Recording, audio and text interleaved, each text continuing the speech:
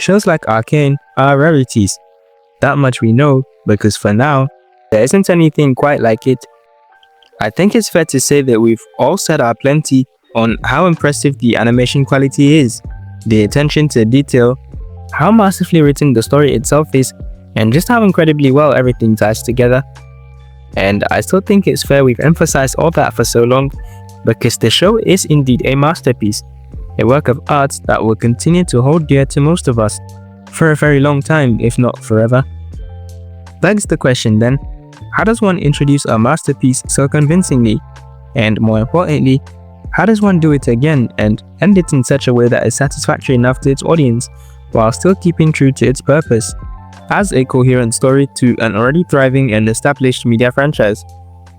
Well, I felt like doing something different for a video, and after all of season 2 came out, I figured it'd be interesting if I compared how the show started with how it ended. There were a lot of parallels and contrasts between the first and second seasons, what with the narrative approach, the cinematography, the pacing, just so much to talk about. And so without further ado, let's get right into it.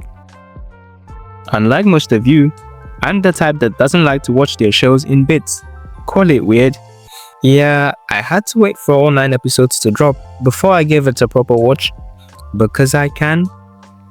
Oh, believe me when I say dodging the spoilers was the hard part. Yeah, no joke about that. And as you may already know, this is the scene that Arcane in its entirety started out on. These first few minutes were where it all began, where we met our protagonists for the first time, and where we were first introduced to the main themes and narrative approach the show would be taking on. From what we know now, this first scene merits so much more appreciation because after watching it, you can already tell just how much of a masterpiece you're in for.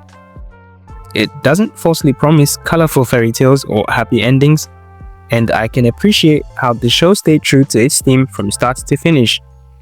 My point is, unlike some shows of today, I bet you'll 100% know if you want to stick around for more of it or if you want to leave right away. And yeah, I don't think anyone was doing the latter. The scene itself starts off at the remains of a decimate battlefield.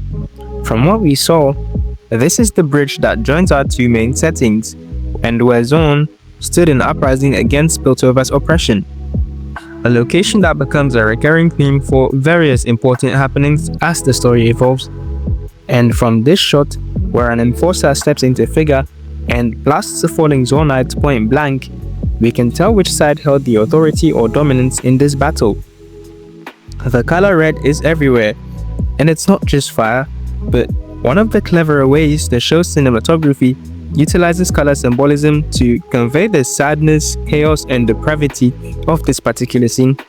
We see these glitchy, shaky effects for a few seconds as the enforcer emerges into full view from the haze, in slow-mo of course.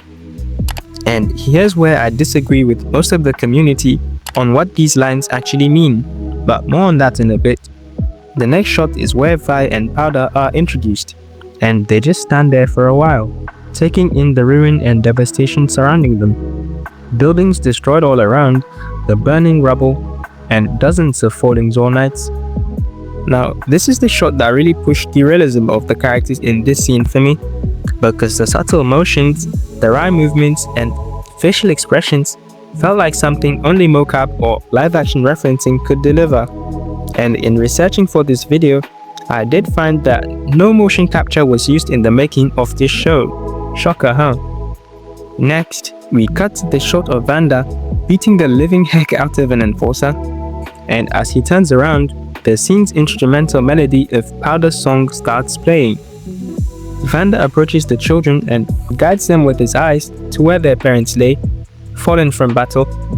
The sight that causes Vi's rare but complete and utter breakdown, and Powder hugging her to help comfort some of that away. It's in this moment that Vanda realizes how much they as a people have lost in uprising, what war has done to them, and when he drops his iron gauntlets, the sound is almost faint, distant, like an out-of-body experience. And this is where the disconnect we see in Vanda throughout the show starts from. He was tired of fighting, of war, tired of losing the people that were close to him. He chose to be a father over fighter, a choice that we see inevitably reversed in Season 2. And as he carries the children away, Vi's eyes are a tale of the anger and spite she too would have to deal with throughout the rest of the story. So for context, my last video was about Arcane's first season and what exactly made it such a masterpiece, where I explained how cardinal world building is to any masterpiece. Go watch it if you haven't already, you'll see this all makes more sense that way. And so essentially, it's without surprise that this first scene is where most of that spectacular world building is established. We get to see the earlier days of the conflict between Topside and Undercity, our first scene on the bridge, and several notes on the protagonists we're introduced to. Popular opinion is that this entire sequence is shown from Powder's point of view, or in her eyes, and that these glitchy overlay animations are a glimpse into her already shifting mental stability. But I don't think that's at all true, because these lines are shown to us before Powder and Vi are introduced into the scene. All while Powder's eyes are covered as she sings her melancholy song, probably because Vi had told her not to listen or look. And just as the transition between scenes from start to finish weren't smooth, fluid, or consistent, but rather shaky, disorienting, and uncomfortable, these glitchy visuals were probably meant to visually present the chaotic undertones of the show itself, or on a subtler note, hint at Powder's mental instability we'd be seeing later in the show. So foreshadowing? Probably. Perspective? Not so much. At least that's what I think. Also, low-angle shots don't always necessarily mean that we're viewing the scene from a child's POV, as shown in these two clips, but can sometimes be used to convey the feeling of power, authority, or intimidation, as we see here in the very first shot of the scene, or here, and there. So again, probably not all Powder's perspective. Point made, back to business. So, I think we can all understand now how much went into making this scene as good of a start as possible. In my other video, I talked about how proper world building is supposed to sell you on the idea that that world actually exists and everything, and that we the viewers just have the chance to view it all through a window. To me, this scene manages to do just that. It's just enough to get me invested in the show, even before I get to know the characters well enough, and that's pretty neat if you ask me. If you're going to introduce a masterpiece that people are going to hold dear for ages, in a way that's bold and direct and tells you exactly what you're getting into, this is how you do it. I wouldn't have it any different. Moving on. Now, when I was through the first few episodes of Season 2, it was clear there were a lot of parallels to be drawn with Season 1. If we take the first scene of each season's first episode, for example, the themes and imagery are pretty much the same. This scene directly follows the impacts from Jinx's rocket at the ending of Season 1. The council has been devastated and the hall is pretty much in ash and rubble. Leave for Jace and Mel, the rest of the council members have either been lost, trapped, or badly injured. We even see the same hazy smoke and fiery sparks floating across the room, much like that first scene as well. So right off the bat, I already liked how this season also started out portraying the loss and suffering that is central to the show's theme. Again, not overselling this, but I can always appreciate being shown exactly what to expect early on.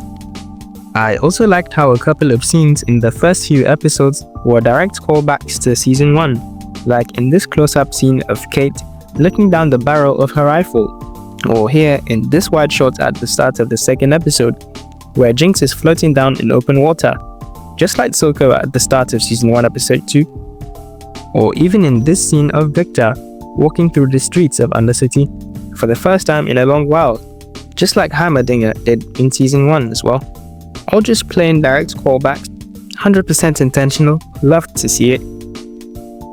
Before anything else, the core difference that really stood out between both seasons for me was that Season 1 was so easily relatable and grounded in reality.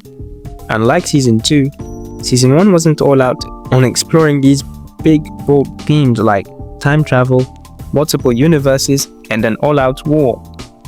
And it makes perfect sense because the first season was a rather simple yet neatly intricate story about two sisters, about two cities divided, a suitable enough entry point for all audiences of all tastes, whereas the second season could be more of a fleshing out of the story's world, with all necessary connections to league lore as the fans know it. Okay, so right down to the ending itself. Now, if you haven't seen all or any of season 2, this is your spoiler warning. Was the ending we got also the ending we expected? Well, I for one don't think this ending was at all predictable. Like, I'm pretty sure most of you that watched Act 2 right when it came out had one full week to predict an ending and still didn't manage to. Not who would die, not who would undie, and definitely not which characters would end up aligning forces. I do have to say, for some of the newer characters like Isha and Maddie, the show did really well with fleshing them out and making it easy to connect with and understand them properly enough for them to be relevant at all. Isha's arc was simple. She was a Jinx wannabe, which draws several parallels to Powder and Vi's story. See, back when Vanda was around, Powder saw Vi as a strong person, someone to look up to, maybe someone she even wanted to be herself, the same way that Isha looked up to Jinx. In the same sense, Isha was to Jinx what Powder was to Vi, someone to look after, someone who gave her a reason to do what was right.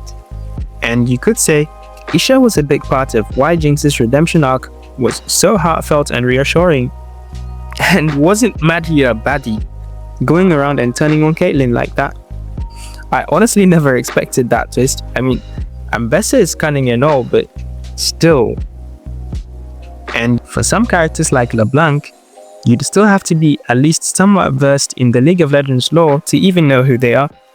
Yeah, even I still don't get the full story of what exactly happened to Mel's brother, or who exactly Ambessa was fighting to avenge, and what the Black Rose even is, outside a rogue and dictative guild of mages. Jinx and Echo is a happy pair I never expected to see either, and I don't think it was too rushed or uncalled for.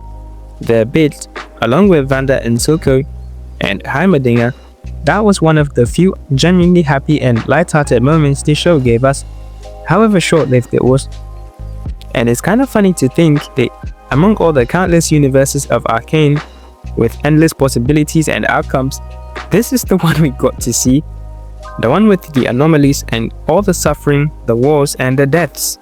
Speaking of which, look up what a Yordle is if you don't already know. Thank me later. The other redemption arcs even worth mentioning are Caitlyn, of course, Victor himself, and Singed. Yeah, Singed had so much development this season. Love to see how this once all evil and mad scientist seemed human for once, with strong motivation yet such unacceptable ways. This season also closed the doors on the age-old conflict between Zorn and Piltover. Hit him with the old enemies join forces against the greater evil narrative. It was a nice little addition that we finally got a conclusion to one of, if not the central conflict that the first season introduced. A conflict that we first saw here in the very first scene. So there you have it. Even though the show is over for us, the audience, I'm pretty sure the story lives on elsewhere. There is just so much that feels innately human and realistic about this show. And the varying art styles, the incredible music, they just add to it. Again, I'll end here by saying how this cannot be emphasized enough. This show is a masterpiece. Thanks for sticking around, I guess. Oh, this is where I remind you to physically like the video if you enjoyed. I look forward to all your variably varied comments in the comment section. Subscribe, share, I'd appreciate that. And yeah, catch you later.